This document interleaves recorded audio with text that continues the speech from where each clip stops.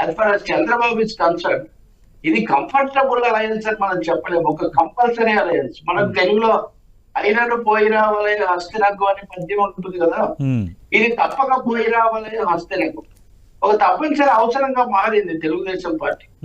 ఒకటేమో వాళ్ళు do now are never అన్నట్టుగా ఈసారి రాకపోతే చాలా కష్టం అనే ఒత్తిడి ఒకవైపు, రెండవది వైసీపీ దాడులు కేసులు ఇవన్నీ ఏమి ఎట్లా అనేది ఒకటి, మూడోది పవన్ కళ్యాణ్ ఉండడం కొంత తోడైనప్పటికీ పవన్ కళ్యాణ్ బీజేపీతో ఇప్పటికీ అలయన్స్ లో ఉండి ఆయన అటు ఉన్నందు వల్ల ఆయన ఒత్తిడి ఇవన్నీ కూడా కలిసి చంద్రబాబు వాస్తవిక రాజకీయవేత్త అంటే ప్రాక్టికల్ పాలిటీషియన్ కాబట్టి ఆయన దీనికి సిద్ధపడ్డారని మనం భావించవచ్చు. అంటే రవి గారు, ప్రస్తుతం రాజ్యసభలో వైఎస్ఆర్ కాంగ్రెస్ పార్టీ బలం 9 మంది సభ్యులు ఉన్నారు. రాజ్యసభలో సీట్లు, రాజ్యసభలో బలం భారతీయ జనతా పార్టీకి ఎంత ఆవశ్యకమో మనకి తెలుసు. అలాగే ఇప్పుడు వేమిరెడ్డి ప్రభాకర్ రెడ్డి పదవీకాలం ముగుస్తుంది కాబట్టి ఆ బలం 8కి చేరుకోబోతోంది. ఈ నెల 27న జరుగుతున్న 3 రాజ్యసభ సీట్లు కంఫర్ట్గా జరిగితే వైఎస్ఆర్ కాంగ్రెస్ పార్టీకి రావచ్చు.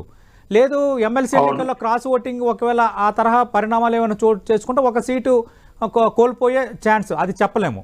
అలాంటప్పుడు చూసుకున్న ఒక 2 యాడ్ అయ్యే అవకాశం, అంటే 10 నుంచి 11 రాజ్యసభ సీట్లు రాబోతున్న 2 సంవత్సరాల్లో వైఎస్ఆర్ కాంగ్రెస్ పార్టీతోనే ఉన్నప్పుడు తెలుగుదేశం పార్టీకి రానున్న 2 సంవత్సరాల వరకు రాజ్యసభలో ఎలాంటి సభ్యత్వానికి ఛాన్స్ లేనప్పుడు ఎందుకు ఇప్పుడు టీడీపీని మళ్ళీ పొత్తు పెట్టుకోవాలి, టీడీపీని ఒక ఫ్రెండ్గా మార్చుకోవాలి, లేదంటే టీడీపీ మీరు అన్నట్టుగా టీడీపీ కోరిన టీడీపీ మాటను ఎందుకు భారతీయ జనతా పార్టీ మన్నించిందంటే ఏం చెప్తారు?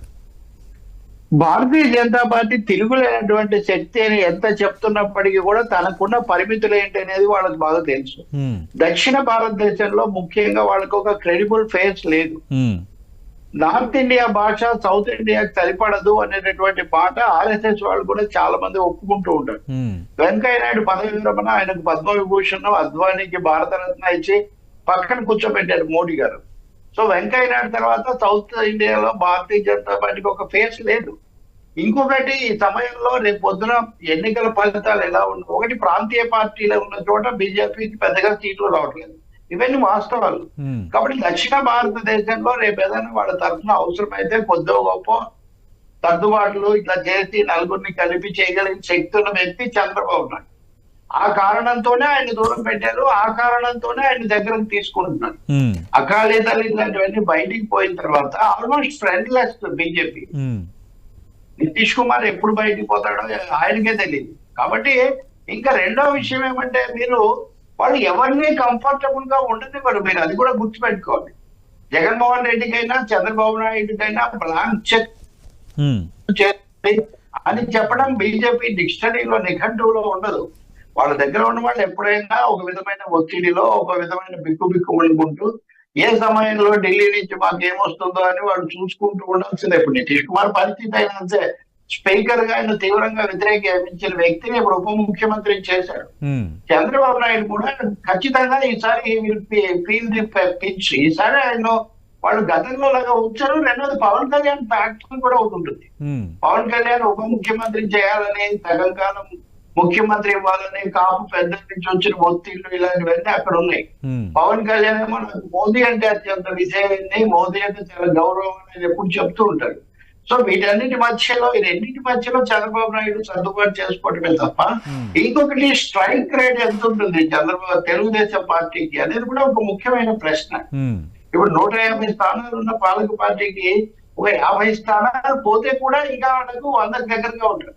కాదు కొన్ని సర్వేలు చెప్తున్నట్టుగా వాళ్ళకి అన్ని పోయి వీళ్ళకు వచ్చాయి అనుకుంటే కూడా కేవలం బీజేపీ అంటే మోదీకి సొంతంగా మెజారిటీ ఉన్నట్టుగా చంద్రబాబుకు పూర్తి మెజారిటీ ఉంటే మా మీద ఆధారపడరు అనే ఒక భావన కూడా బీజేపీకి ఉంది. 2014-19 మధ్య అది మా ప్రభుత్వం కాదు, చంద్రబాబు మా మాట వినడు అని బీజేపీ నాయకులు తరచూ చెప్తుండేవాడు.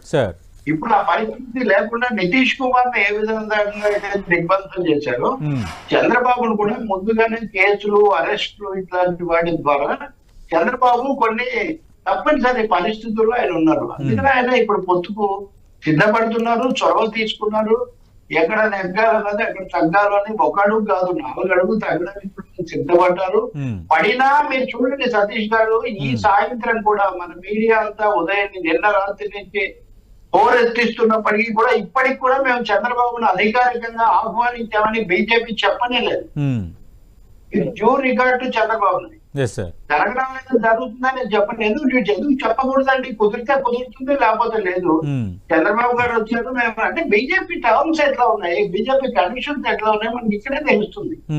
సో అయినా రాజకీయాలు ఇవన్నీ కూడా భేషజాలకు పోకూడదు కాబట్టి ఆయన ఇక్కడ ఉన్నారు. అది ఏ షరతులు పెడతారు మీరు ఇందాక ఒక జాబితాలు అభ్యర్థులు అని కూడా చదివారు. చూస్తుంటే మీ దగ్గర ఎక్కువ సమాచారం ఉండదు తెలుగుదేశం కంటే కూడా. సో ఇవన్నీ ఎలా పరిణమిస్తాయి ఇది చూడాలి. ఒకటి మాత్రం నిజం, తెలుగుదేశంలో 2 లాబీలు ఉన్నాయి. బీజేపీతో వెళ్ళాలి వద్దు అని చెప్పే లాబీలు, బీజేపీలో కూడా 2 లాబీలు ఉన్నాయి.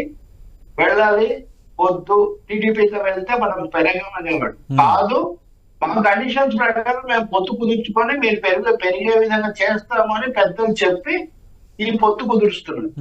కాబట్టి ఈసారి ఇది ఆంధ్రప్రదేశ్ రాజకీయాల్లో కొంచెం కొత్త ఇది అవుతుంది. ఎందుకంటే పవర్ఫుల్ మోదీతో ఆయన నాయకత్వంలో 2014 పొత్తులాంటి మోదీ అభ్యర్థి మాత్రం.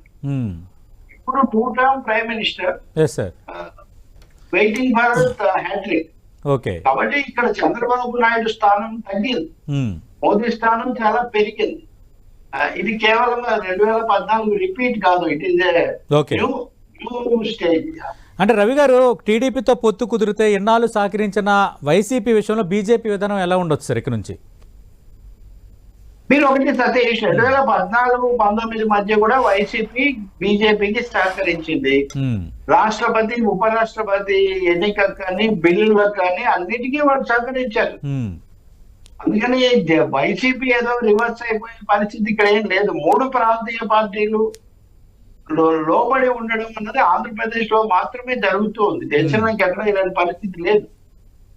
అందుకని అది బీజేపీ ఆ పరిస్థితిని పూర్తిగా ఉపయోగించుకుంటుంది.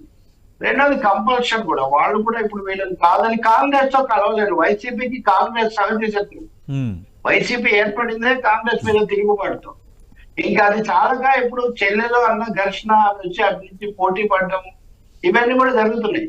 కాబట్టి ఈ పరిస్థితుల్లో వైసీపీ కూడా టాక్టికల్ గా బీజేపీతో మంచిగా ఉండడానికి ప్రయత్నిస్తుంది. బీజేపీ కూడా ఇద్దరు నా అదుపులో ఉన్నారని చెప్పుకోవడం అనేది ఇప్పుడు 2010 ఏళ్ల నుంచి జరిగింది అదే కదా సతీష్. అటు టీడీపీ ఉన్నా వైసీపీ కోఆపరేట్ చేసింది, వైసీపీ ఉన్నా టీడీపీ కూడా కోఆపరేట్ చేసింది. ఎప్పుడు వైసీపీ బీజేపీకి వచ్చి లోటు ఏముంది? So status quo as far as BJP is concern, AP state లో వాళ్ళు స్టేటస్ కోనే కొనసాగిస్తారు. కాకపోతే ప్రత్యక్షమైన పొత్తు తెలుగుదేశంతో పెట్టుకుంటారు. అయితే ఇంకొకటి కూడా ఉంది, ఈ మధ్యలో మీరు అడిగారు కదా అప్పుడు ఎందుకు వద్దన్నారు ఇప్పుడు ఎందుకు కుదుర్చుకుంటారని. బీజేపీ ఒక ప్రయత్నం చేసింది తెలుగుదేశం నుంచి.